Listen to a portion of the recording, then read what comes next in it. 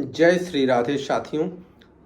आप लोगों के सामने आज हम श्रीमद् भगवत महापुराण के उस प्रसंग के बारे में बात करेंगे जिस प्रसंग में एक ऐसा राजा जो बहुत चक्रवर्ती था, चक्रवर्ती सम्राट के रूप में था, उसके वहाँ सारा वैभव था और उसको क्यों राक्षस बनना पड़ा। क्यों जब किसी राजा, धर्मात्मा राजा के पास भी अगर अभिमान आ जाता है तो फिर समझिए उसको भी नरक की गति भोगनी पड़ती है। जब कोई धर्मात्मा राजा इस प्रकार से व्यवहार करने लगे कि मैं ही सब कुछ हूं और मैं ही प्रत्येक प्रकार से इस दुनिया के सृजन में, या जो मैं कहता हूं वही सत्य है, तो फिर उसको भी किस प्रकार से दंड भुगतना पड़ता है, ऐसा हमारे श्रीमद् भगवत महापुराण में लिखा हुआ है। मित्रों, मैं आपका साथी रघुवंश, संयोजक विश्व का सबसे लंबा तिरंगा समिति, अनवरत श्रीमद् भगवत महापुराण का अक्षरशः अध्ययन और समय समय पर आप लोगों के सामने उसके कुछ प्रसंगों को लिखने के माध्यम से और वीडियो के माध्यम से प्रस्तुत करते हैं। आप भी सुनिए और कम से कम अपने जीवन में उसे उतारने का प्रयास करिए। प्रयास ही किया जा सकता है, प्रभु का स्मरण करेंगे तो यह प्रयास हमारा सफल भी होगा। हम उस राजा की बात करते हैं जिसका नाम है राजा चित्रकेतु। राजा चित्रकेतु एक हुआ करते थे जो बहुत ही धर्मात्मा थे और ईश्वर के बहुत बड़े समझ अनुयायी थे। उनके वहाँ सारा धन वैभव इस प्रकार से था कि ऐसा कहा जाता है कि उनके राज्य में जो पृथ्वी थी स्वतः ही सारी चीजें देती थी, अर्थात खाने के लिए अन्न, स्वर्ण आभूषण से लेकर के जितना भी वैभव था सबका सब स्वतः ही इच्छा से उत्पन्न होता था। इस प्रकार से वह धर्मात्मा राजा थे, इस प्रकार का वैभव था। परंतु उनके सहस्त्रों रानियों में वर्णन तो बहुत है, परंतु हम इसको भी कहें कि जो उनकी रानियां थी, किसी भी रानी को कोई संतान नहीं था। उनको एक बार चिंता हुआ कि हमारे पास इतना वैभव है और हमारा कोई संतान नहीं है जो आगे पीढ़ी को ले जा सके। यहाँ मित्रों ये भी स्पष्ट करना चाहते हैं कि संतान का यहाँ कहीं कोई अर्थ ये नहीं है कि पुत्र से ही है, संतान कोई भी हो सकता है। जब वह ज्यादा व्यथित थे तो एक समय अंगिरा ऋषि जी उनके सामने प्रकट हुए, और प्रकट हुए तो राजा चूंकि धर्मात्मा थे तो उन्होंने अंगिरा ऋषि का बहुत ही सेवा भगत किया, अवभगत किया और उसके बाद बैठाया। अंगिरा मुनि ने कहा कि राजन, आप तो बहुत बड़े धर्मात्मा हैं, आपके यहाँ किसी भी प्रकार की कोई कमी नहीं है, तो फिर इस प्रकार से चेहरे पर चिंता क्यों है। विभिन्न प्रकार से राजा ने टालने का प्रयास किया, परंतु अंगिरा ऋषि के बार बार पूछने पर राजा ने कहा कि प्रभु आप तो अंतर्यामी हैं, परंतु अगर पूछ रहे हैं तो मैं बता रहा हूं, उसको सुनिए। हमारे पास सब कुछ है परंतु एक संतान नहीं है, संतान का सुख नहीं है जिससे हमारे धन वैभव और हमारी पीढ़ी को आगे बढ़ा सके।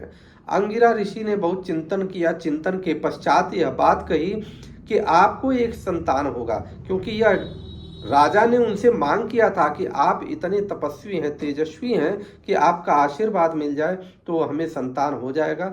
तो अंगिरा ऋषि ने कहा कि आपके पास एक संतान आएगा जो आपको सुख भी देगा और दुख भी देगा। इस प्रकार से उन्होंने एक हव्य अग्नि से प्रकट किया और उनको दिया। उसके बाद यहाँ ध्यान दीजिएगा, कृतद्युति जो उनकी सबसे बड़ी पत्नी थी, वह राजा चित्रकेतु के संयोग से एक पुत्र उत्पन्न हुआ, बहुत ही सुंदर। और उस पुत्र का इतना लालन पालन होने लगा कि पूरे राज्य में राजा ने सारे कार्यों को छोड़ करके एकदम पुत्र के पीछे अपनी पूरी की पूरी समय को खपाना प्रारंभ कर दिया। और वह राजा और रानी इस प्रकार से पुत्र में लीन हो गए कि राजा की जो अन्य रानियां थीं वो रानियां छूट गईं, अर्थात कहें कि वो उपेक्षित हो गईं। इससे माहौल कैसा बना कि वो रानियां ये सोचने लगी कि यह जब से पुत्र उत्पन्न हुआ है तब से हमारे ऊपर राजा का थोड़ा सा भी ध्यान नहीं है। उसके पश्चात उन्होंने उस पुत्र को ही मारने का कल्पना कर लिया या मारने की योजना बना लिया। और उसके बाद सभी रानियां जो कृतद्युति थीं उनके अलावा, अर्थात जिनकी जिस बच्चे की माँ थी वो माँ को छोड़ करके सारी रानियां मिल करके बच्चे को विष दे दी और विष से बच्चे को पता चला अंत हो गया। हम कहानी को छोटा ले जाना इसलिए चाहते हैं कि लोग वीडियो देखते नहीं हैं। शास्त्रों के बारे में सुनने का प्रयास नहीं करते, समझने का प्रयास नहीं करते, परंतु हमें समझाना जरूरी है कि किस प्रकार से एक ऐसा राजा जो इतना धर्मात्मा था उसको भी नरक में जाना पड़ता है। अब जब बच्चा मर गया, राजा को पता चला और राजा चिंतित होकर के, विक्षिप्त होकर के दौड़ते हुए वहां गया। रानी जो थी, बच्चे की माँ थी, वो भी दौड़ते हुए गई।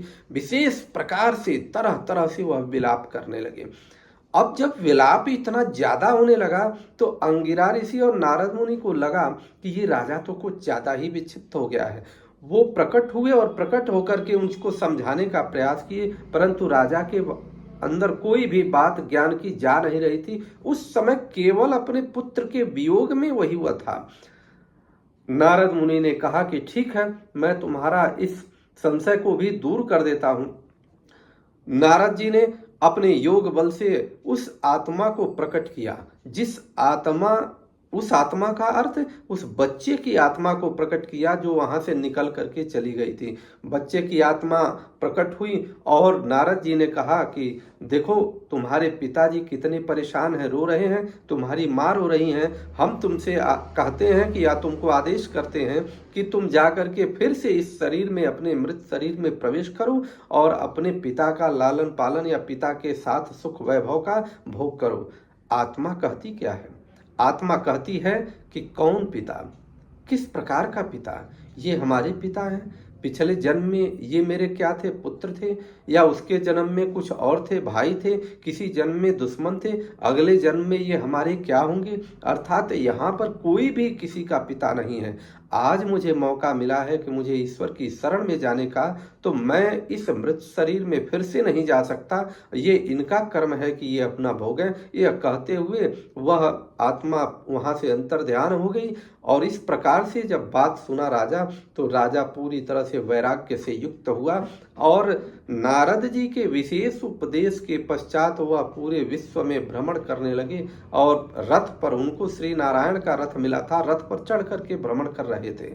परंतु वहां पर एक कमी क्या आ गई कि राजा को तो पूरा वैभव था ही, धन वैभव था, सारा चीज था और ईश्वर का उनको सीधा आशीर्वाद था। उनके अंदर भी यह भाव आ गया तो वह किसी को भी संदेश दे सकते हैं। और यहाँ भोलेनाथ जी ये भी दिखाना चाह रहे थे माता पार्वती जी से कि जो श्री नारायण का भक्त होता है उसको किसी भी प्रकार की चिंता नहीं होती, अर्थात कोई कष्ट सता नहीं सकता, कोई सुख उसे प्रसन्न नहीं कर सकता, ये भी दिखाना था। इस प्रकार से राजा चित्रकेतु रथ पर सवार होकर के, अर्थात अपने विमान पर सवार होकर के अंतरिक्ष में भ्रमण कर रहे थे।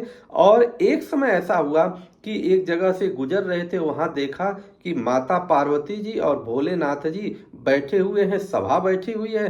माता पार्वती जी को भोलेनाथ जी आलिंगन किए हुए हैं। इस पर चित्रकेतु अपने विमान से ही बोल उठता है हंसते हुए कि इस प्रकार की इनको जो है कि जटाधारी जो हैं, इनको बहुत बड़ा विश्व गुरु लोग कहते हैं, इस सृष्टि के गुरु कहते हैं। और इनको इतना भी शर्म नहीं है कि यह समाज के बीच में अपने पत्नी से किस प्रकार का आलिंगन कर रहे हैं।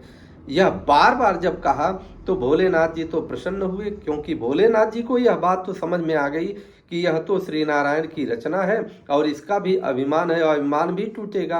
और पार्वती जी को भी यह संदेश जाएगा कि जो श्री नारायण का भक्त होता है उसे किसी भी प्रकार के सुख दुख को कोई फर्क नहीं पड़ता।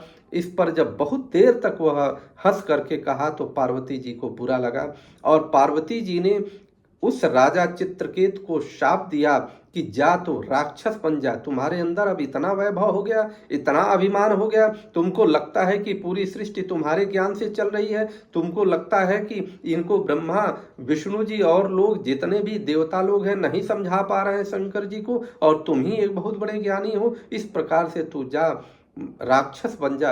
और वहां पर उसको दंड मिलता है और वहां से वो चला जाता है क्षमा मांगते हुए, अपनी याचना करते हुए।